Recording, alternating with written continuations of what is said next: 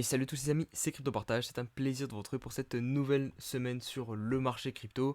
J'espère que vous allez tous très bien, moi ça va impeccable. On se retrouve donc pour cette nouvelle vidéo d'analyse hebdomadaire. On fait le point que ce soit sur le Bitcoin, mais aussi sur la Bitcoin dominance, sur les indices américains, sur l'indice du dollar, vraiment au point de vue global, sur ce qu'il y a à savoir globalement à surveiller pour bien investir sur le BTC, puisque là vraiment on regarde de l'hebdomadaire, du mensuel, on évite de descendre sur des trop petites unités de temps. Si le concept vous plaît, eh ben, n'hésitez pas à mettre un pouce bleu pour soutenir, vous abonner, mettre un petit commentaire voilà, pour aider au référencement. Et puis on part tout de suite sur l'analyse. Et on commence par le mensuel, histoire de prendre vraiment un maximum de recul et d'identifier les niveaux les plus importants sur cette unité de temps.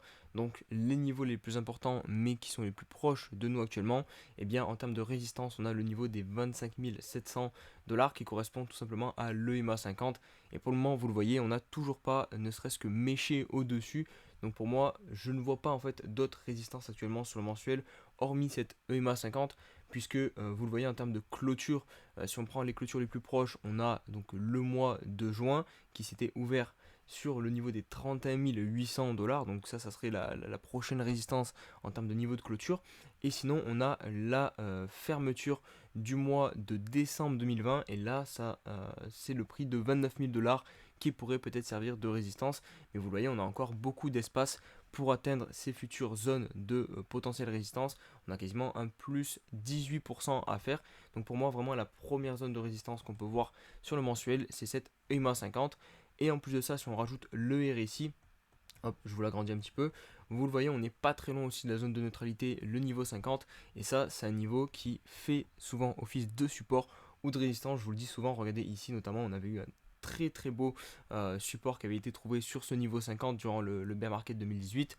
On a aussi ici presque une touchette, ici à l'inverse résistance, et dès qu'on a franchi en fait on est revenu le valider un peu comme pullback. Donc voilà, ça c'est un niveau qui est toujours important à surveiller, cette zone de neutralité sur le RSI, et là on n'y est pas très loin. Donc voilà pourquoi peut-être on bloque un petit peu sur ce niveau en mensuel. On passe maintenant sur l'hebdomadaire, et c'est l'unité de temps la plus importante de la vidéo. En tout cas, c'est de là que vient le concept des vidéos, hein. Je le fais chaque lundi pour justement analyser vraiment la clôture donc, qui s'effectue la veille, hein, le dimanche soir de la semaine précédente. Donc là, on a cette bougie à analyser cette semaine, et déjà, elle est verte. Donc à partir du moment où elle est verte, elle est forcément positive, puisque ça veut dire que les acheteurs ont réussi à pousser le prix plus haut que la semaine dernière. Là, pour le coup, on avait clôturé la semaine précédente à 23 100 dollars. On la clôture cette semaine à 24 200 dollars. Donc ça, c'est plutôt positif. Autre point positif, on a une mèche, alors certes très légère en fait en haut, donc ça c'est plutôt positif. On a aussi réussi à faire un nouveau sommet plus haut qu'il y a 2 semaines, le 25 juillet 2022, on avait fait un sommet à 24 700. Là on a fait un nouveau sommet cette semaine à 25 086. Et d'ailleurs, petite aparté, regardez cette semaine, on a déjà réussi à faire un nouveau sommet, puisque dans la nuit on est venu chercher les 25 200 dollars. Donc on continue de pousser. Donc d'un point de vue bougie, donc la semaine précédente, c'est plutôt positif, puisque vous le voyez, donc avec tous les points que je vous ai énumérés, eh bien on continue notre poussée vers le nord. Maintenant, on va regarder un petit peu les niveaux de prix et voir si on peut trouver des résistances, puisque là nous sommes en train de monter, donc on va pas chercher des supports mais plutôt des résistances, voir où est-ce que le prix pourrait potentiellement se retourner. La première chose que je vais faire, c'est remettre Fibonacci, puisque la semaine dernière je vous en avais parlé. C'était le niveau du premier arrêt, les autres 0,382, je vous en parle souvent. Et sur l'hebdomadaire, on avait remarqué que voilà, depuis ici, on avait clôturé en fait tout le temps sous ce niveau-ci. Donc on n'avait pas encore vraiment la confirmation de cassure de ce premier arrêt. Sur le journalier, on avait de temps en temps des petites clôtures très légères au-dessous, mais on reclôturait très vite aussi en dessous, donc c'était pas clair.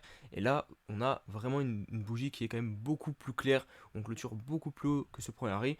Donc pour moi, maintenant, les objectifs sont clairement d'aller chercher au minimum les 0,118 à 26 700 dollars. Mais vu le faible niveau de résistance, on a tellement pas travaillé cette zone, je pense qu'on peut vraiment facilement monter au moins jusqu'à notamment le MA 21 qui est ici à 28 000 dollars, 28 000, 30 000 dollars. Je pense que ça peut être clairement la zone qu'on peut viser maintenant sur le BTC. Alors pour certains, peut-être que vous me direz que ici il y a les 0,50, c'est vrai, il y a les 50% de retracement qui se trouvent pile en fait à 25 000 dollars, c'est le prix rond psychologique.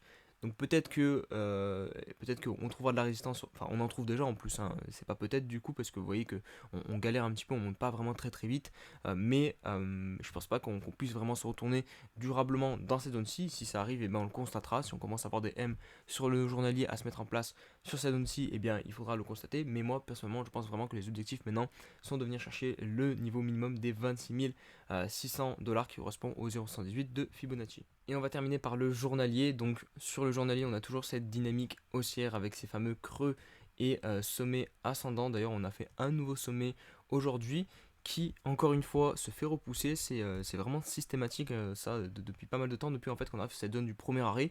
À chaque fois, vous le voyez ici, dès qu'on fait des sommets, on a des mèches. À chaque fois, on se fait en fait repousser, mais pour le coup, on revient tout le temps et on continue de faire des nouveaux sommets.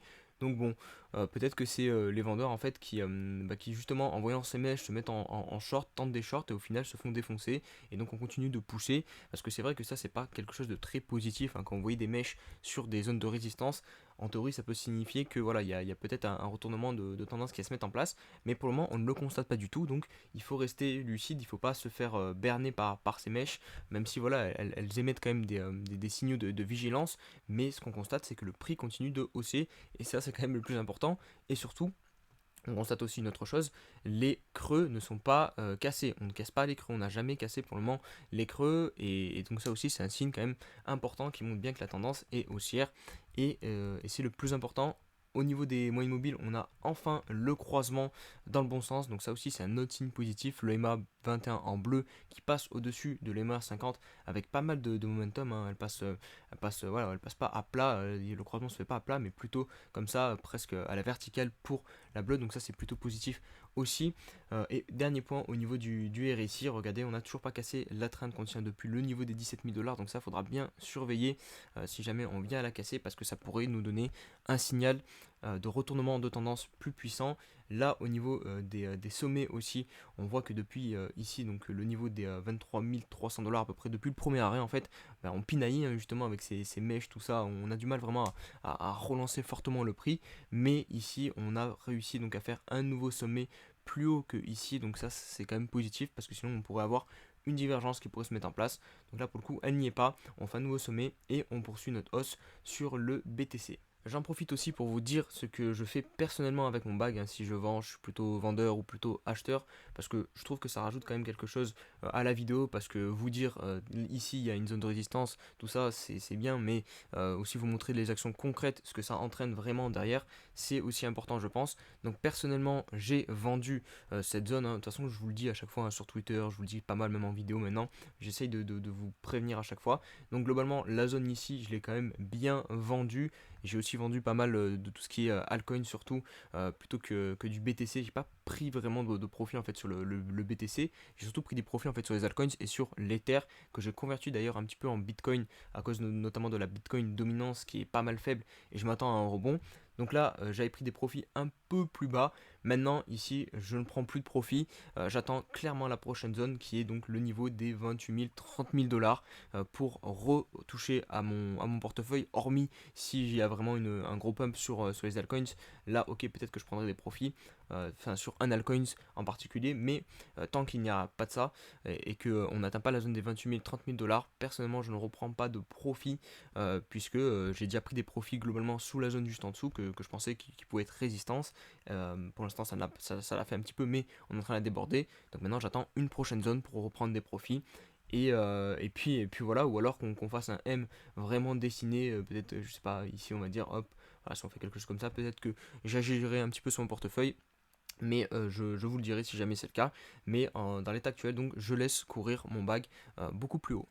Et d'ailleurs, n'hésite pas toi aussi à me dire ce que tu fais, hein, sur cette zone de prix, si tu es plutôt vendeur ou acheteur, tu me le dis en commentaire, ça m'intéresse, puisque la chaîne s'appelle quand même Crypto Partage, donc le but c'est vraiment qu'on échange tous ensemble et qu'on essaye de se tirer un petit peu vers le haut. Donc si vous avez des points de vue à défendre, me dire pourquoi vous trouvez pertinent de vendre dans cette zone, bah n'hésitez pas à me le dire en commentaire. Et on passe maintenant à tout ce qui va être indice américain, indice du dollar, Bitcoin dominance aussi, je pense que je vais vous la passer. Tout ce qui globalement tourne autour du Bitcoin et est en corrélation avec le BTC. Donc on commence avec le SP500, donc l'indice américain. qui termine lui sur une très très belle semaine. La clôture elle est vraiment magnifique, hein. On a clôturé à 4280 points au-dessus du niveau de résistance ici que j'avais identifié. Vous voyez, les moyennes mobiles sont débordées. L'ancien point haut ici à 4175 points est aussi débordé. Donc en termes d'action du prix, là, c'est vraiment très très beau ce qu'on est en train de faire sur le SP. Même en termes de bougie, là, on peut pas avoir une bougie plus haussière. Maintenant, je vais quand même malheureusement devoir vous mettre aussi en garde, puisqu'on se trouve maintenant pile dans la zone idéale pour ceux en fait qui souhaiteraient que la tendance moyen terme continue comme elle est, donc baissière, hein, puisque depuis en fait ici, hop, alors je vais retirer le Fibonacci comme ça on va mieux voir, mais en gros depuis ce niveau ici, ou alors ce niveau-ci, parce que vous avez deux méthodes pour qu'une tendance devienne baissière, c'est en fait tout simplement échouer à faire un nouveau sommet. Donc là vous voyez le sommet ici est plus bas que le précédent, et ensuite on a un creux ici et on vient l'enfoncer. Donc à partir d'ici en fait on est devenu baissier. Donc globalement si les vendeurs qui ont la main depuis ici veulent poursuivre la tendance baissière, et bien il faut défendre ce creux, et le meilleur endroit pour le faire avec le meilleur risque reward c'est ici, puisque vous allez risquer pas grand chose pour gagner beaucoup, puisqu'en théorie vous devez venir faire un nouveau creux plus bas que le précédent. Donc vous allez pouvoir gagner tout ça et risquer uniquement ça. Donc c'est pour ça que ici c'est la zone où les vendeurs vont se montrer le plus virulent pour reprendre la main et pour poursuivre la tendance. Donc c'est pour ça que je vous dis attention, la localisation est vraiment dangereuse ici, même si on a quand même des signes très positifs. Comme je l'ai dit, on a les bougies qui sont très haussières, l'action du prix qui est haussière et la récupération du dernier sommet qui est aussi haussière, et même le dépassement. Pour moi il y avait une résistance ici, vous voyez c'était support, hop, résistance, là aussi on trouve un petit peu de résistance, et là on a débordé tout ça. Donc le prix tout est positif, mais la localisation, je mets un petit warning, attention à la localisation.